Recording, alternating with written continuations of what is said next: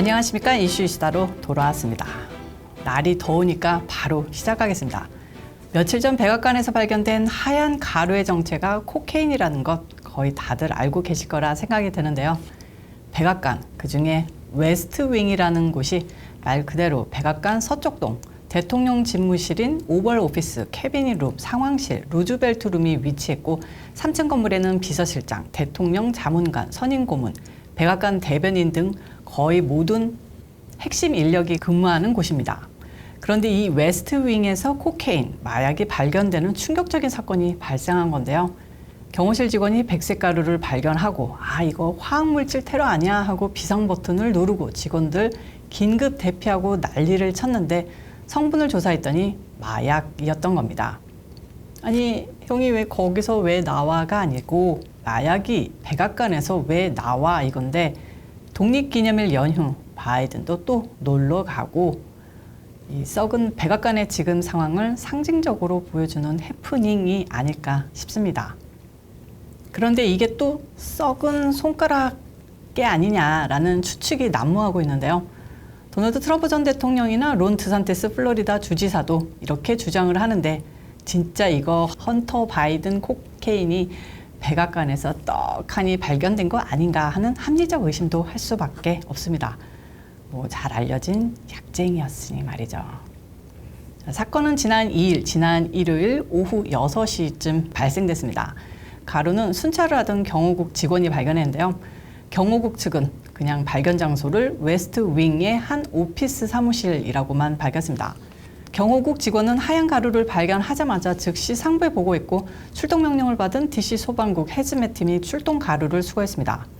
해즈메 팀은 그러니까 유해 물질 처리반인데요. 경호국은 백색 가루를 탄저균 같은 테러 물질로 생각했던 겁니다.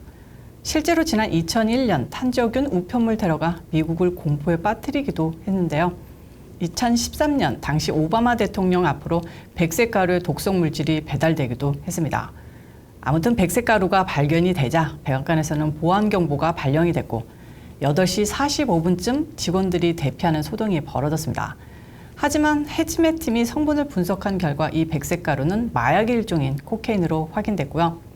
그리고 비밀 경호국은 반입 경위 등에 대해 조사 중인 것으로 알려졌습니다. 백악관에서 코케인 좀 했다고 바이든 정권이 문제를 삼을까요?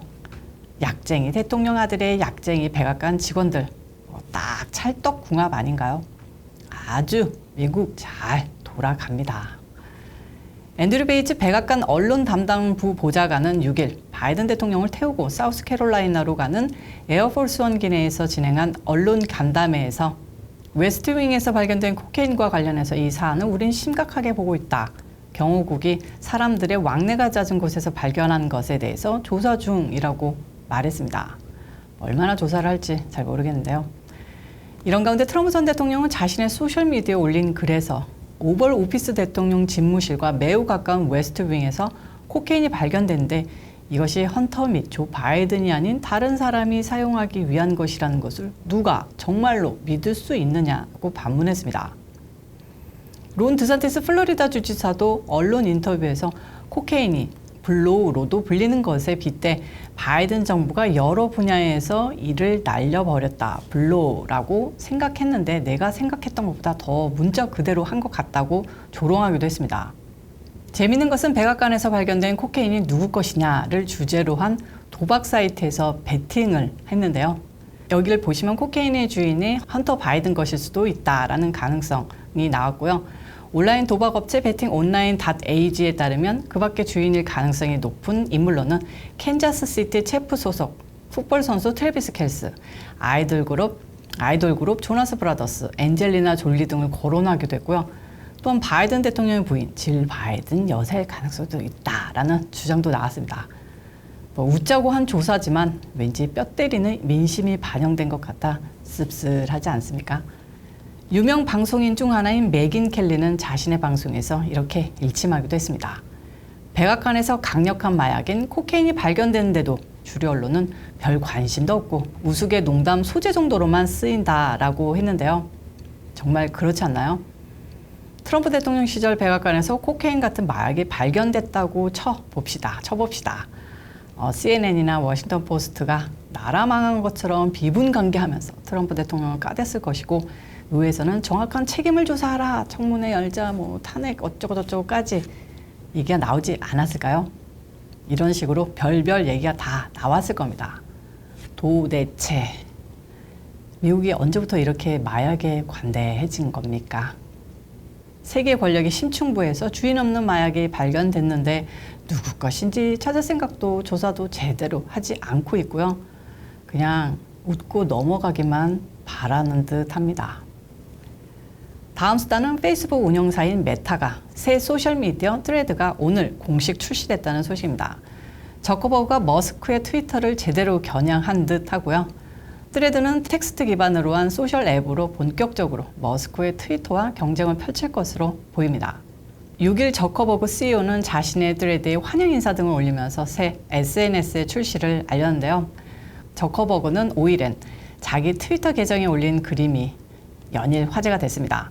그림을 보시면 똑같은 복장을 한 스파이더맨 2명이 마주쳐서 서로 삿대질하는 모습입니다. 저커버그는 이 그림을 올리고 별다른 언급을 하지 않았는데요. 이 그림은 1967년에 나온 스파이더맨 만화 이중정체의 한 장면으로 스파이더맨 행세를 하던 악당과 진짜 스파이더맨이 마주친 순간을 따온 것이어서 상대방의 정체가 뭔지 따지고 들려는 듯한 뜻으로 풀이하고 있습니다. 이 밈을 보고서 소셜미디어에서는 사람들은 머스크를 겨냥한 도발이다 라며 수많은 댓글들이 달리기도 했습니다. 로이터 통신은 이 게시물을 두고 농담스러운 잽이라고 풀이하기도 했고요.